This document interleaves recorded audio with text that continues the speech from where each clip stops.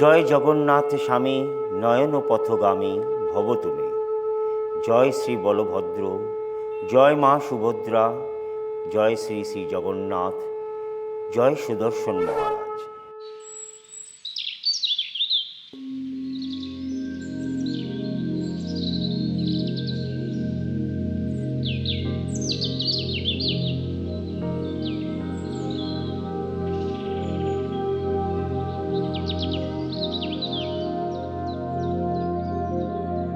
সালটা 2021।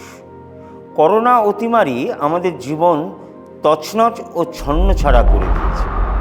চারিদিকে কেবল ত্রাহিমাম ত্রাহিমাম। সবার মহাপ্রভুর কাছে করজোড়ে নিবেদন, করুণা ধারায় এসো প্রভু। সল্টলেকের সুমনবাবু তার বাড়িতে জগন্নাথকে প্রতিষ্ঠিত করতে চান। সেই মতো উনি বানিয়ে আনলেন ভগবান বলভদ্র, মা সুভদ্রা, ভগবান জগন্নাথ, সুদর্শন মহারাজ।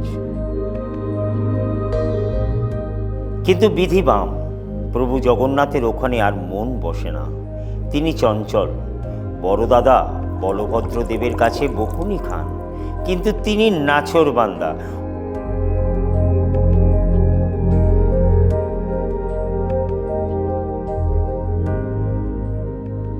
এদিকে বাগবাজারের বাপিবাবু ও চঞ্চল মনটা ভালো নেই। জগন্নাথের টান তীব্রভাবে অনুভব করছেন। থাকতে না পেরে দেখা করলেন পুরীর নবকলেবরের প্রাণ স্থাপনকারী শ্রী জগন্নাথ দৈতাপতি মহারাজের সাথে। ওনার কাছেই শুনলেন সুমনবাবুর সমস্যার কথা। বাপিবাবুর নিষ্ঠা, প্রাণ ভরে ডাক, অগুন্তি ভক্তকুলের কামনা, দিনের মিনতি, সব মিলিয়ে বাগবাজারের এই মন্দির যেন সত্যি মহামিলনের শ্রীক্ষেত্র হয়ে উঠতে চায়। শ্রী দৈতাপতি মহারাজের কথা মতন 4 মূর্তিকে সল্টলেক থেকে নিয়ে আসা হলো। জগন্নাথের যেন বালখিল্য আনন্দ। উনি দাদা, বোন ও সুদর্শন বাবার সহিত প্রসন্ন চিত্তে বাগবাজারে প্রতিষ্ঠিত হলেন। ঠিক 1 বছর আগে আমরা ধন্য বাগবাজারের মাটিতে মহাপ্রভুকে প্রতিষ্ঠিত করতে পেরেছি। সুদূর পুরী ধাম থেকে আমাদের জগন্নাথ মহাপ্রভু, বলভদ্র দেব, সুভদ্রা মা এবং সুদর্শন মহারাজ স্বয়ং পুরীর যে নিম কাঠ, সেই কাঠে তৈরি হয়ে মহাপ্রভু আমাদের বাগবাজার ধন্য মাটিতে এসছেন। এবং আমরা দেখতে পেয়েছি এই মহাপ্রভু প্রচণ্ড জাগ্রত। এবং মহাপ্রভুকে মন থেকে যদি বলা যায়, পরিবারের কেউ অসুস্থ মানুষ আছে, তার সুস্থতা কামনার জন্যে আমরা দেখেছি দ্রুত গতিতে তিনি সুস্থ হয়ে আমাদের মন্দিরে মহাপ্রভুকে পুজো দিতে এসছেন। গত বছর থেকে আমরা রথযাত্রা উৎসব বাগবাজার সার্বজনীন দুর্গা উৎসবের মাঠে আমরা গতবার থেকে শুরু করেছি রথযাত্রা উৎসব। রথযাত্রার দিন সকাল 9টার সময় আমরা মহাপ্রভুকে নগর সংকীর্তনের মাধ্যমে রথে তুলে নিয়ে আসবো বাগবাজারের এই দুর্গানগরের মাঠে। 7ই জুলাই থেকে 21শে জুলাই পর্যন্ত মহাপ্রভুর নিত্য সেবা হবে, অন্নভোগ নিবেদন হবে এবং প্রতিদিন প্রায় 6 থেকে 7,000 মানুষ প্রসাদ গ্রহণ করতে পারবেন। পশ্চিম বাংলায় এই প্রথম সোনাবেশের দিন আগামী 17ই জুলাই বিকেল 5টা থেকে আমাদের মহাপ্রভুকে স্পর্শ করতে পারবেন। দেখবেন আপনার হাতে স্পর্শ হওয়ার সাথে সাথে গরম এবং নরম পাবেন।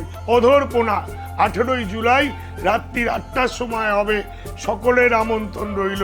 যেদিনকে মহাপ্রভুর নীলাদ্রি বিজয়, অর্থাৎ 19 তারিখ রসগোল্লা ভোগ দেওয়া হবে মহাপ্রভুকে।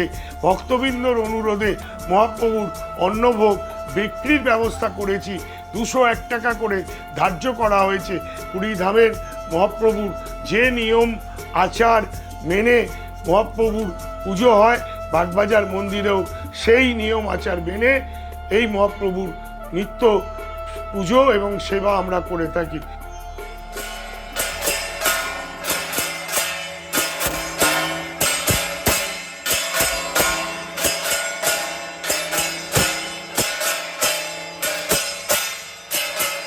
বাগবাজারের মা দুর্গা সারা পৃথিবীতে বিখ্যাত এবং আমরা সত্যি গর্বিত যে সেই স্থানেই, সেই দুর্গা মন্দিরে এবং সেই বেদিতেই, মায়ের বেদিতেই আমরা আর একটা ইতিহাস গড়তে চলেছি জগন্নাথ মন্দিরের মাধ্যমে।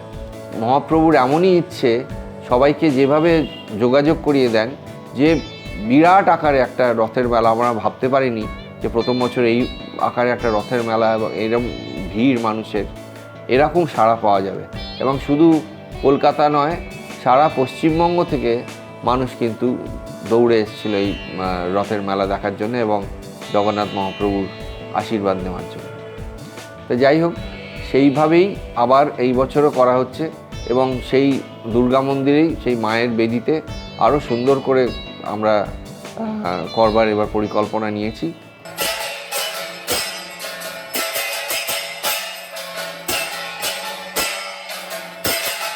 বিশ্বাসে মিলায় বস্তু, এ যেন মহাপ্রভুর অপার লীলা।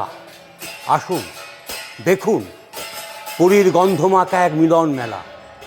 আগামী 6 জুলাই 21শে আষাঢ় থেকে শুরু হচ্ছে এই অভূতপূর্ব মেলা ও কর্মকাণ্ড।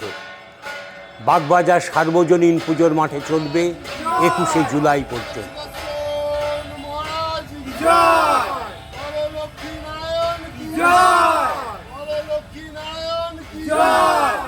জয় মা সরস্বতী, জয় মা লক্ষ্মী, জয় হরি হরি।